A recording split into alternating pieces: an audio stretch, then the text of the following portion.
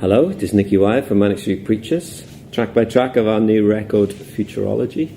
Starts with the title track, which I kind of wrote the music for this and the lyrics quite a long time ago now, probably a year ago actually. Very much going for that kind of Bowie, Berlin, motoric beat.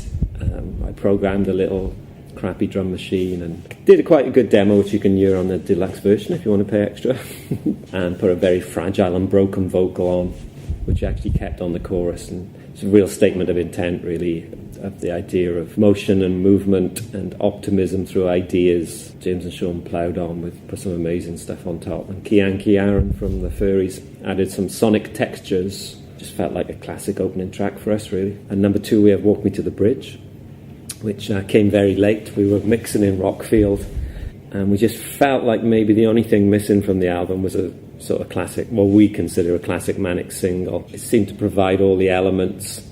I'd started the lyric a long time ago, driving from Sweden to Denmark on the Öresund Bridge, feeling rather dishevelled, old, and kind of felt like the band could be over, and sort of hovered over myself, trying to think how do you keep up the standards of the group really, of all the stuff we've achieved that keeps ourselves satisfied. And by the time we finished that journey and did the gig in Copenhagen, kind of everything made more sense, and just about the power of architecture to lift your spirits really. And those classic sort of early Simple Minds synths, and Sean put some brilliant kind of odd little hisses and odd sounds on. Just felt like a proper here's the Manics again. We are trying to get one of the actresses from the Bridge to do the voiceover for the TV ad. We were looking for something cool and cold and Scandinavian, so I'm not sure who nicked who on that one. Number 3 is Let's Go to War, which is quite different for us because we did 3 or 4 of these tracks live on the UK tour before we actually released. We've never really done that very often. I think we did Patrick Bateman at the Kilburn National once, which broke a tradition with us, but it felt really good. It felt like by the end of the tour, when we got to Brixton, people really knew the tracks. They really knew Europa and Futurology, and then Let's Go to War, and it was a real statement of intent. Again, it was one of the later ones that came through, and James wanted something really powerful and direct with a hint of Faith No More, and a bit of a part of a trilogy really of Masters Against the Classes, New Love Us. Is a very sort of Manics thing to write a song about our own desire for self-destruction. Number 4 we have The Next Jet to Leave Moscow, which is a James lyric. A lot of people think it's mine because it's very sarky and slightly, I don't know, fidgety, but the music itself I think is beautiful. It's a real kind of Bill Nelson skids guitar sound to it. Kian again added a few textures, and Sean plays a really brilliant noi beat, really pulses through it. It's it's the sound of Hansa really, where it was recorded.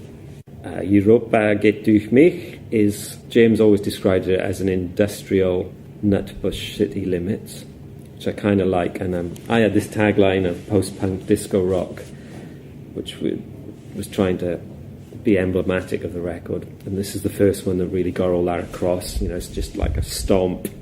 This is not a love song kind of stomp. It perfectly lies mad manic moments, which sometimes fail miserably, but I think this one really succeeded. And Nina Hoss, who sings on it, I recommend if anyone wants to watch Barbara, one of her best films. She's the partner of Alex Silva, who recorded the Holy Bible and who recorded this. And then we have Divine Youth, which, whereas Europa was one of the earliest tracks, Divine Youth was one of the last. I did the demo for this. I kind of had this vision of a post-Lana Del Rey. I was obsessed with the kind of lyrical twists and turns of video games. The way the lyrical flow is so fantastic. And I just took an acoustic guitar and wrote this song really quickly on the spot. And I wanted to nick some sounds off Ghosts by Japan. Some really off-kilter bells and keyboards, and then James and Sean piled on top. Georgia Ruth did the most haunting vocal. I recommend it. Weaker Pines by Georgia Ruth if anyone's interested in finding out about her. It's actually a special song for me. I really I think it's one of the most fully realised snow globe ballad, I think someone described it as, maybe in this very publication. Okay, we move on to number 6, which is the kind of runt of the litter, Sex, Power, Love and Money. It's definitely a Manics Marmite song.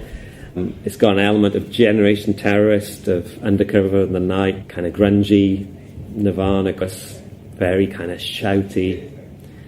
It's like 3 different songs fused together. I kind of love the rush of it and the ridiculous guitar solo at the end, which could be off Gold Against the Soul or something. And I know some people absolutely adore it, and some people just think it's a bit too much. Dream in a City is something of a centrepiece, really, of the record. Just James constructing this kind of monumental obelisk of an instrumental inspired by a book I bought James called Dream in a City, about a Welsh guy who kind of goes to the Ukraine and starts up the steel industry bizarrely in Donetsk. And we never realised when we did this a year ago that Donetsk would be such a kind of massive news story. But that is emblematic of the album, that idea of hidden histories, that everywhere you go or everywhere you read about, there's always something really important or interesting. You know, it doesn't have to be the fashionable sort of capital places. And it's just a monumental bass line. It's just James's realisation of his total dedication to the early Simple Minds aesthetic.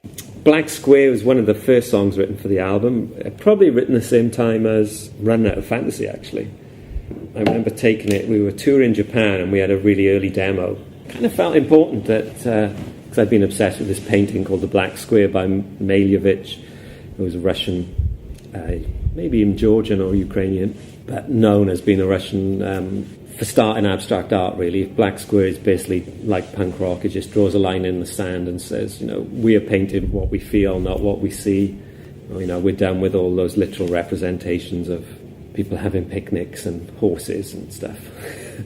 And he was trying to invent suprematism. He's an amazing theorist as well as a painter, and I was just drawn to that idea, which is the lyric about self-determination, really. It's got a real hint of New Gold Dream, Simple Minds again, and Charlie Birchall, intricate guitars and that. And Sean loved this record because he could buy loads of gadgets.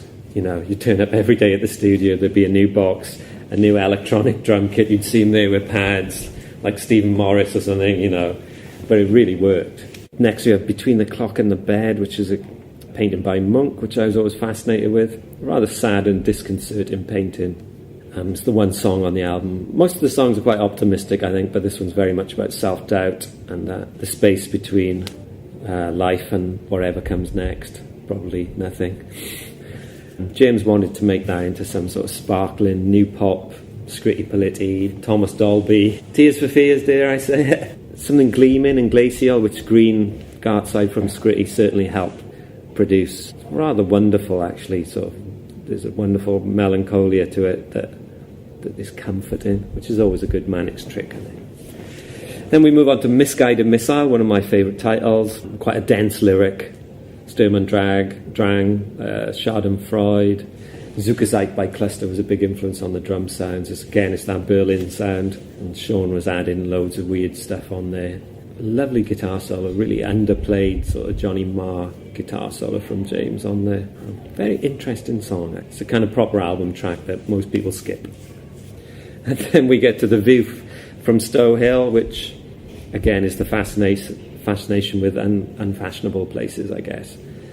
It's very three-dimensional. Sean was trying to get a sort of Can loop. He played it in the end, but a drum loop from Can.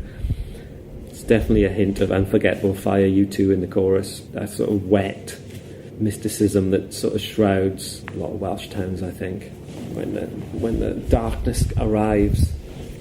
Newport is quite interesting because it's always been caught in between Cardiff and Bristol, always been squeezed, really. It doesn't have the best reputation as where I live. I live in a pretty nice part, but it's still Newport. It's only 1 minute away from the real Newport. Walking down Stow Hill with the Chartists. The idea that radical political organisations sprang out from everywhere in Britain, you know, I find really interesting no matter where you were. There was a period of time when the working classes really felt they could push the establishment to the limits, which obviously doesn't happen now. And finally, we have the strangest track, I would say, on the album, an instrumental called Mayakovsky.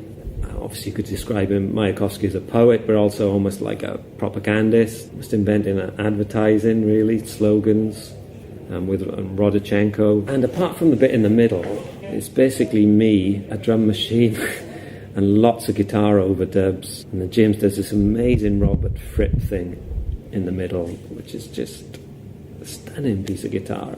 And Sean sort of layered everything with these Tangerine Dream synths and sequencers, really old, and he was fiddling around with screwdrivers and all this sort of stuff. But I did the basic track really early, and it just ends with that beautiful tail off, really, of Nina Hoss's voice coming back in. So there you have it. It's the sound of internal saturation.